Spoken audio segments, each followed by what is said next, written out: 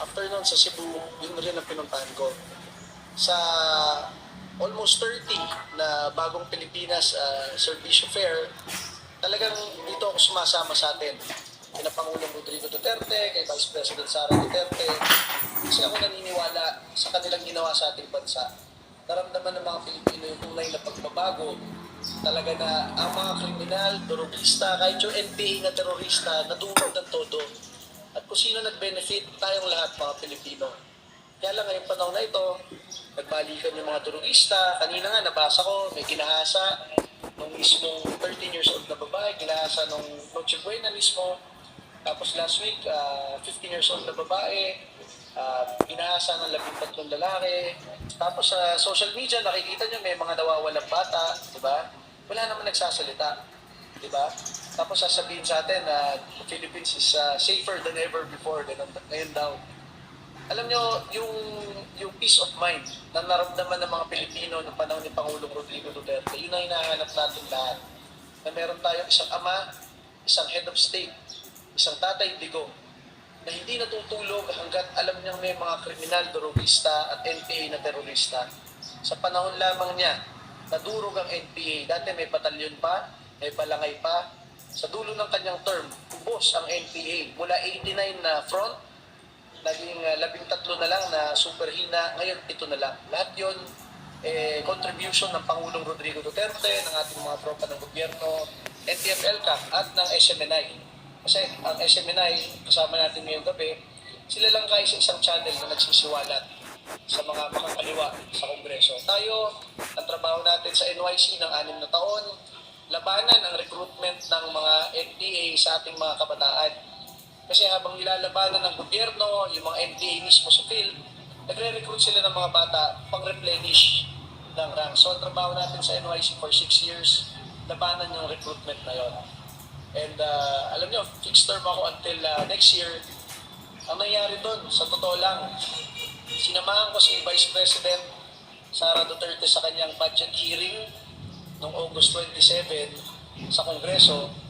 Ako lang yung kasama niyang appointee doon ng gobyerno kasi lahat talaga pinagtutulungan siya. After 2 days, tinanggal ako ng Malacanang. Sumulat ako sa Malacanang to clarify kasi fixed term naman ako. Kaya lang wala silang sagot, di ba?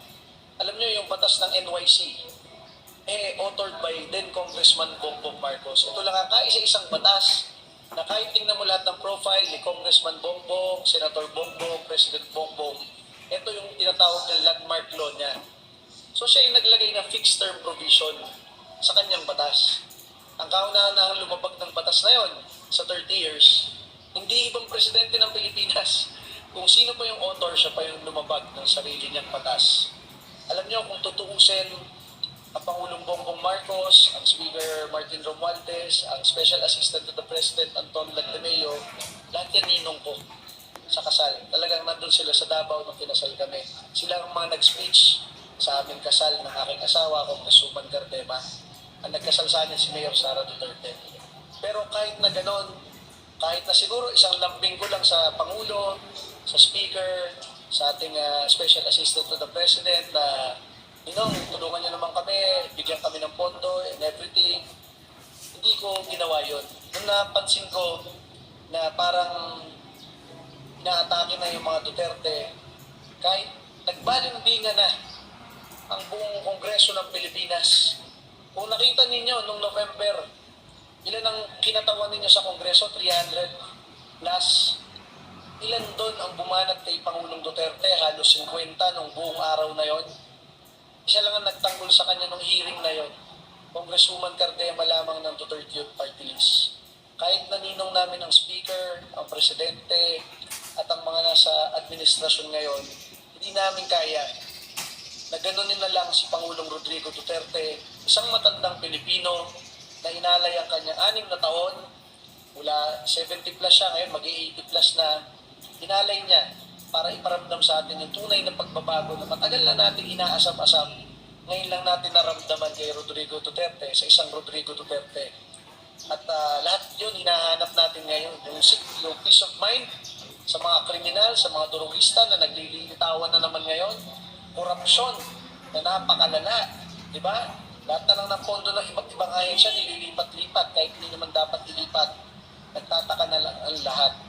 So kahit na pwede naman tayo mag-go with the flow sa napakaraming kongresista na kasamahan natin na nandun na lahat.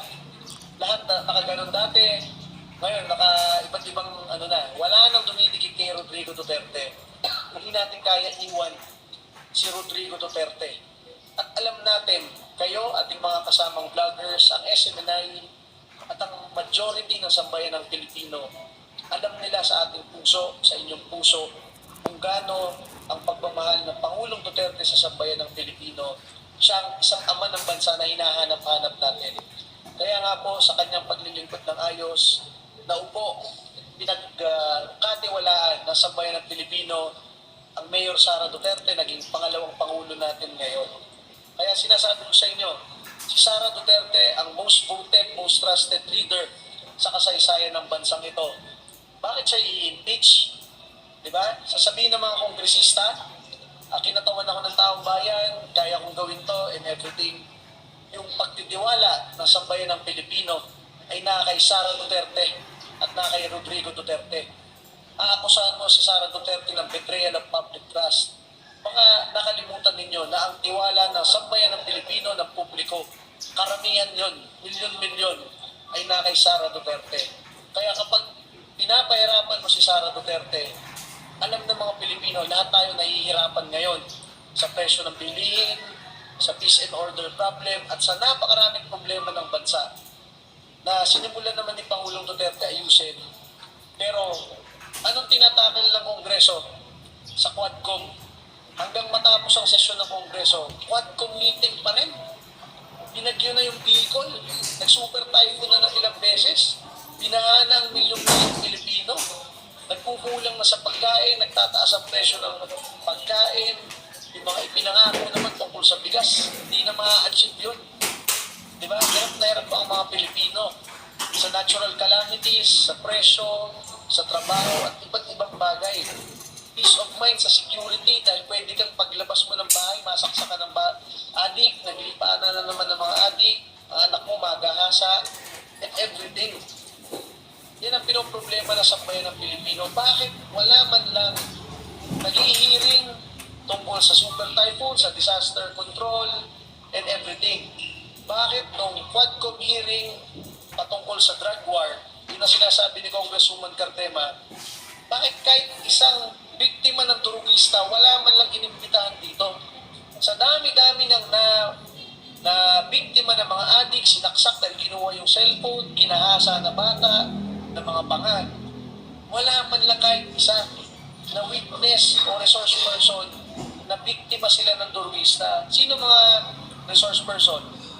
Yung drug lord na tumatakbong mayor, yung mayor na involved sa drugs, yung pamilya ng mga drug pusher na nagbebenta ng drugs na ayaw sumuko, napatay nung nanlaban sila. Ba't yun ang mga pinagkakatiwalaan nating resource person? Yun lang mga sinasabi natin at sinasabi ng taong bayan. Kinatawan kayo ng taong bayan, sana yung sentimiento ng taong bayan patungkol sa Pangulong Duterte, kay Vice President Sara Duterte, ay gino-voice out ninyo. At napakaraming mga Pilipino, napakaraming tropa ng gobyerno, pulis at sundalo, hindi lang sila makapagsalita. Pero ang sinasabi nila, Duterte kami. Naramdaman namin kay Pangulong Duterte yung genuine na leadership at pagtulong sa mga tropa ng gobyerno, tinoble yung sweldo. Saan ka nakakita na ang head of state mo? Sasabihin sa mga tropa ng gobyerno, ubusin nyo lahat ng kriminal at terorista, ako bahala sa inyo. Yun ang klase ng leader na hinahanap na sambayan ng Pilipino. Naramdaman na natin yung tunay na pagbabago kay Rodrigo Duterte. Kaya lahat tayo nabuhayan ng pag-asa, lahat tayo alam ang gagawin. Lumaban, magsalita. Kaya sinasabi ko po sa inyo, sana po proteksyonan natin ang pangalawang Pangulo, Sara Duterte. Sa batang edad na 46, ibinigay na ng Pilipinas ang kanyang tiwala dito sa batang ito. At sigurado tayo magiging Pangulo ito ng Pilipinas. Hindi natin alam po ng taon, pero sigurado ito magiging Pangulo si Sara Duterte, kailangan natin proteksyonan